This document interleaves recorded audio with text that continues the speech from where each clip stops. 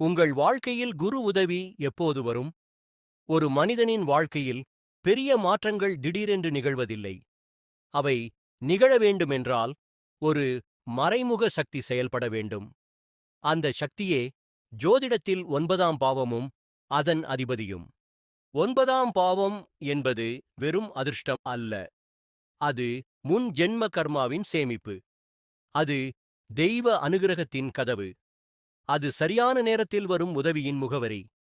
இந்த 9ஆம் அதிபதி சுபக்கிரகங்களின் சேர்க்கை அல்லது பார்வையில் இருந்தால் உங்கள் வாழ்க்கையில் ஒரு விந்தையான நிகழ்வு தொடர்ந்து நடக்கும். நீங்கள் கேட்காமலேயே உதவி வரும்.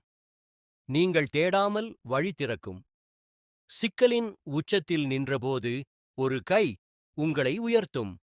அது ஒரு மனிதன் மூலமாக இருக்கலாம், ஒரு வாய்ப்பு மூலமாக இருக்கலாம், அல்லது நீங்கள் நம்பிராத ஒரு தெய்வ அனுகிரகமாகவும் இருக்கலாம். பொருளாதார வீழ்ச்சி ஏற்படாது. பெரிய இன்னல்கள் அருகே வந்தும் தொட்டுப் போகும். விழுந்தாலும் உடைந்து போக மாட்டீர்கள். ஆனால் அதே 9ஆம் அதிபதி பாவ கிரகங்களுடன் சேர்ந்து அல்லது தீய பார்வையில் சிக்கினால் வாழ்க்கை உங்களை வேறு விதமாக பரிசோதிக்க ஆரம்பிக்கும்.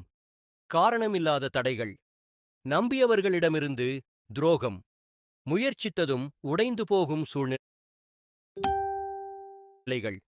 ஏன் எனக்கு மட்டும் என்ற கேள்வி.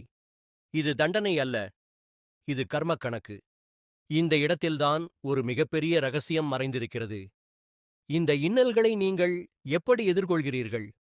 குற்றம் சாட்டுகிறீர்களா அல்லது கற்றுக்கொள்கிறீர்களா? தெய்வத்தை விட்டு விலகுகிறீர்களா அல்லது சரணாகதி அடைகிறீர்களா? அதன் அடிப்படையில்தான் உங்கள் வாழ்க்கை திரும்ப எழுதப்படுகிறது. 9ஆம் அதிபதி பாதிக்கப்பட்ட ஜாதகரின் வாழ்க்கையில் முதலாவது வீழ்ச்சி, அதன் பிறகு உள்மாற்றம், பின்னர் மற்றவர்கள் கனவிலும் நினைக்காத உயர்வு.